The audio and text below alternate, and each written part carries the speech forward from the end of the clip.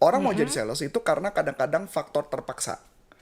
Alias mereka ketika ngejalanin, mereka tuh ngerasa ogah-ogahan.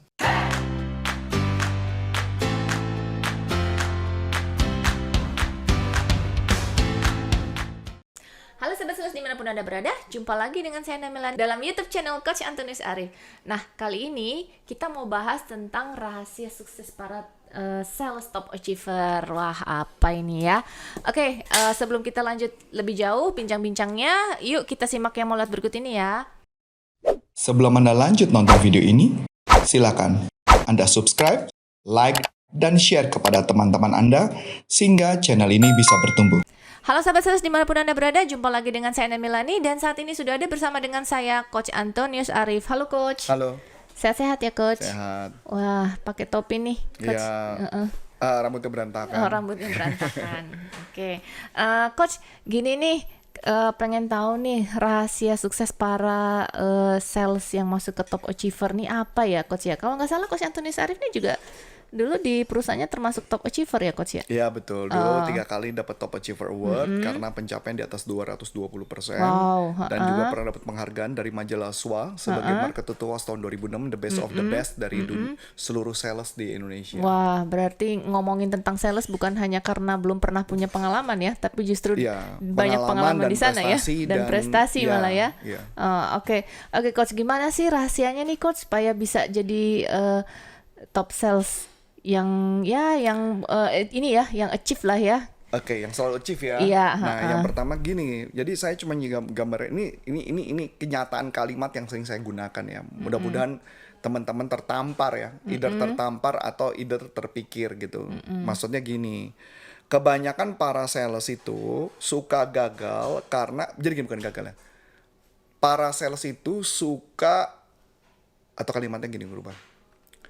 Sales itu orang yang mau jadi sales, mau jadi sales itu karena kadang-kadang faktor terpaksa. Alias mereka ketika ngejalanin, mereka tuh ngerasa ogah-ogahan.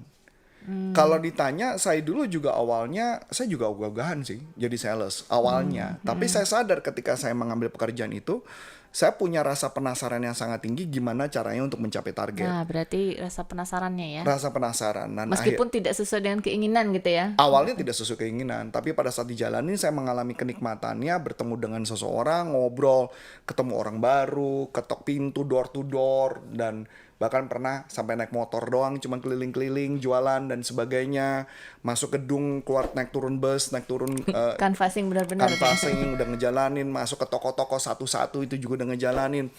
Kemudian B2B masuk ke sebuah project, gimana caranya masuk ke sebuah project, itu udah ngejalanin, semua hal itu udah dijalanin. Jadi yang jadi challenge adalah banyakkan para sales ketika mau jadi sales, mereka tidak benar-benar serius mau jadi sales. Ya memang saya paham, kalau awalnya nggak mau jadi sales nggak apa-apa awalnya, tapi pada saat dia cemplung ya tinggal jalanin. Yang pertama, yang kedua, yang saya lakukan adalah di awal adalah karena yang kedua saya punya impian. Karena saya harus punya impian. Kalau saya nggak punya impian, saya mau gimana gitu ya. Saya punya impian pengen membahagiakan pasangan saya. Dan saya ingin membahagiakan juga untuk anak-anak dan sebagainya. Makanya kenapa saya berjuang menjadi sales, jualannya seperti itu. Bahkan gaji sales dulu berapa sih, kan kecil gajinya kan. Yang gede adalah komisinya. Jadi berjalani kehidupannya tuh kayak gitu jadinya. Jadi perjalanannya tidak mudah. Saya ingat gaji sales itu cuma 900.000 Bu Ana. Ya, jadi pertanyaan yang menarik adalah bagaimana saya harus mendapat uang itu untuk menutupi kebutuhan keluarga. Kalau nggak bisa menutupi kebutuhan keluarga gimana? Apalagi anak punya butuh susu dan sebagainya. Jadi tanggung jawabnya untuk itu menjadi besar. Yang kedua, yang ketiga, Top Achiever Award, dapat Top Achiever itu karena saya juga melakukan afirmasi sih setiap pagi Bu Ana. Jadi saya afirmasi setiap pagi. Jadi kalau pagi saya selalu mengatakan saya adalah super salesman, 10 customer datang pada saya, 9 pasti closing. Bahkan di mobil saya bisa teriak-teriak, saya super salesman, 10 customer datang pada saya, 9 pasti closing. Apa kenyataan di lapangannya pasti closing? Ya kagak, enggak juga. Tapi itu yang saya pacu, Memotivasi aja ya. memotivasi dengan gerakan tangan, mukul-mukul setir dan sebagainya. Ingat banget tuh saya melakukan itu. Nah, ketika akhirnya saya memprospek, saya cuma ngomong adalah semua orang yang bertemu sama saya percaya dengan saya. Semua orang yang bertemu sama saya percaya dengan saya. Kemudian saya coba jualan dan mulai menunjukkan ada hasil. Jadi itu yang saya lakukan. Dan saya tidak berhenti-berhenti melakukan afirmasi itu lama, bertahun-tahun tuh saya lakukan. Nah, yang ketiga adalah saya rajin banget baca buku sih, Bu. Saya rajin baca buku yang berkaitan dengan dunia penjualan. Jadi kalau saya mau jadi jago jualan ya harus baca buku tentang penjualan, jangan buku komik.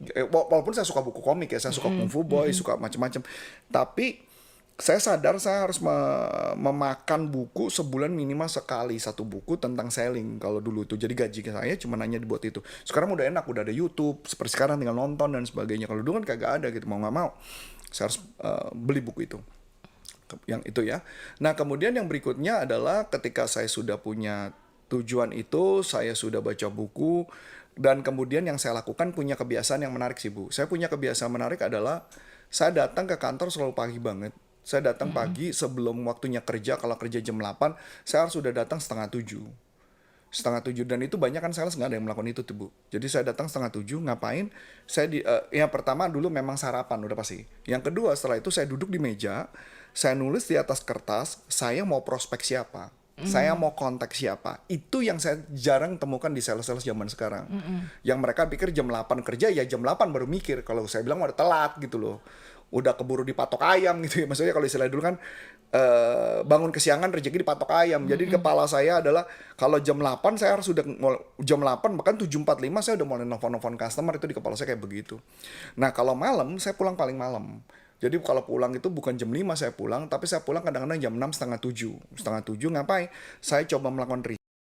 Sebelum Anda lanjut nonton video ini, silakan Anda subscribe, like, dan share kepada teman-teman Anda sehingga channel ini bisa bertumbuh. Saya harus kontak siapa lagi besoknya. Jadi di kepala saya mikir, kira-kira yang butuh barang ini siapa, yang butuh barang ini siapa. Itu yang terus saya lakukan. Dan saya terus melatih bagaimana cara nelpon, cara berbicara, supaya saya bisa melakukan prospek. Jadi, dan saya dari dulu tuh punya kebiasaan yang unik menurut saya. Saya itu selalu tipe orang yang selalu melihat dari sudut customer, Bu. Jadi ketika saya jualan, saya bukan jualannya bukan ini produk saya nih. Nih, jadi produk saya bagusnya apa? Enggak, saya nggak suka tuh jualan barang kayak gitu. Ini produk saya ini pokoknya produk saya bagusnya apa? Itu sales banget tuh. Saya dari dulu paling nggak suka. Saya paling suka adalah jualan dengan cara saya mikir kira-kira produk ini manfaatnya apa buat customer saya. Jadi saya mikir ya sudut customer saya tuh butuhnya apa sih? Sebenarnya problem dia apa? Makanya kenapa kalau setiap saya negosiasi sama orang, kalau saya negosiasi atau jualan sama orang, seakan-akan tuh saya kayak udah bisa baca pikiran mereka. Jadi saya bilang, ntar lu Pak, sebentar Pak. Saya mikir sih kalau mama kondisi kayak gini, Bapak akan mengalami kondisi A, B, C. Dia bilang, iya betul. Nah, karena saya selalu berpikir dari sudut customer, bukan dari sudut saya.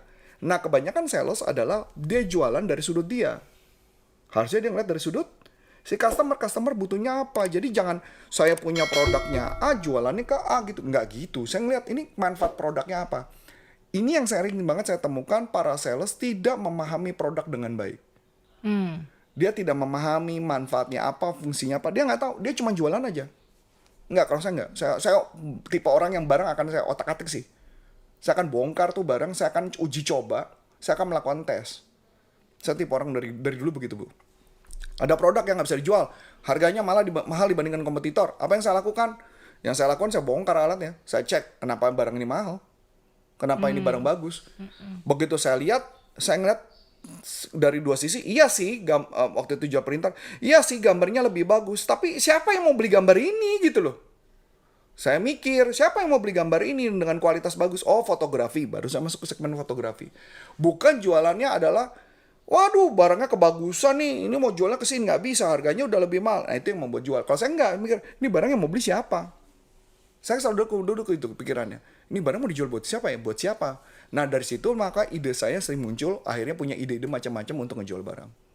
Nah, jadi makanya kalau ditanya top achiever itu hanya bisa tercapai kepada orang yang dia mau berusaha, dia ngelihat dari sudut customer, apa manfaat buat customer, baru dia bisa jalanin. Gitu, Bu Ana. Jadi bukan melulu, aduh produk gue harganya mahal nih, terus kompetitor Atau barang gue gua, berkualitas, atau barang gue bagus. atau kompetitor gue nih gitu ya. Harganya murah, nggak. Lebih murah. Oh, oke. Berarti sahabat sales buat menjadi seorang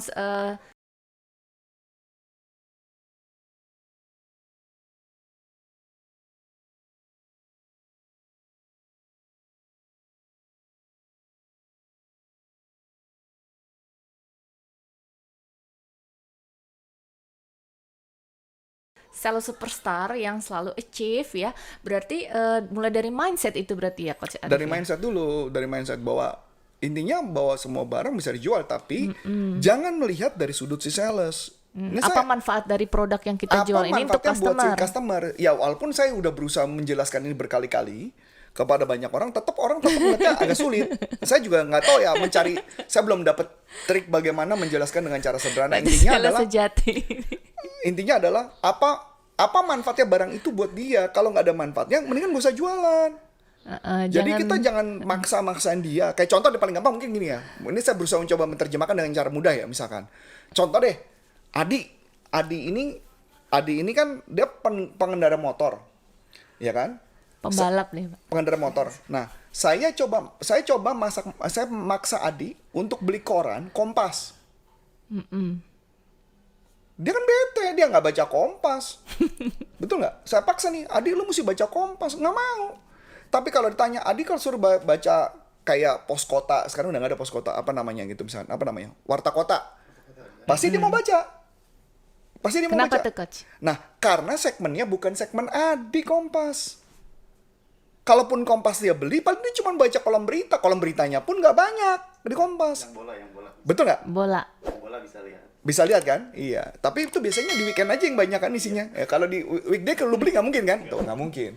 Itu karena dia beli cuma hanya di weekend. Karena sepak bola banyak kan di weekend. Jadi makanya maksud saya, segmennya nggak cocok. Segmennya dia mungkin kayak Warta Kota yang isinya adalah tabrakan. Ya kan? Istilahnya kayak korban pemerkosaan, korban guna-guna, itu Adi akan baca. Iya, kita cuma lihat ini, Bu.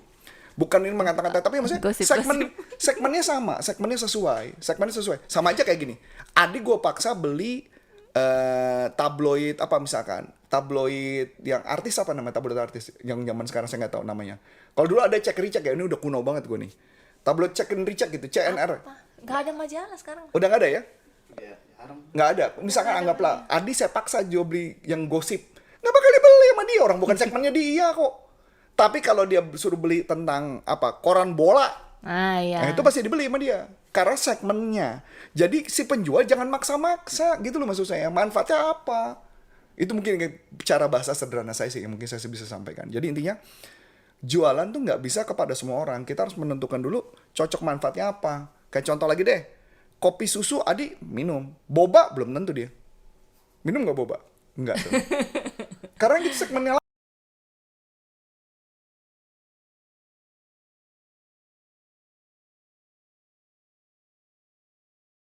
lagi balik lagi ke segmen. Cocok loginya ya. Cocok loginya ya. Mungkin itu kali, Bu. Oke, sahabat sales, menarik sekali bincang-bincang kita ya. Berarti cukup mudah juga untuk menjadi seorang sales yang achieve gitu ya. Itu tadi mindsetnya dulu gitu ya. Terus nanti baru dia mau melakukan hal-hal seperti yang tadi Coach Arif bilang. Pas begitu datang di kantor, siapa dulu nih, saya mau menjual ke siapa gitu. Terus pas pulang dari kantor berpikir lagi nih, besok mau jualannya ke siapa. Dan yang paling utama, apa manfaat produk yang kita jual buat si customer gitu ya. Jadi kalau kita sudah tahu manfaat dari produk kita buat customer, pastinya juga kita mudah untuk mempromosikan produk kita. Seperti itu ya Coach ya? Yap. Oke, sahabat sales dimanapun Anda berada, bagi sahabat sales yang pengen tahu tentang pelatihan-pelatihan selling, itu bisa kemana ya Coach ya? Ke salesuniversity.id atau bisa ke corporaconsulting.com. Dan untuk mengetahui jadwal itu ada di Sales University. Dan kalau mau mengundang kami, corporate mengundang kami, ada informasi di bawah, silakan diklik, nanti ada informasi, ada nomor telepon, bisa dikontak.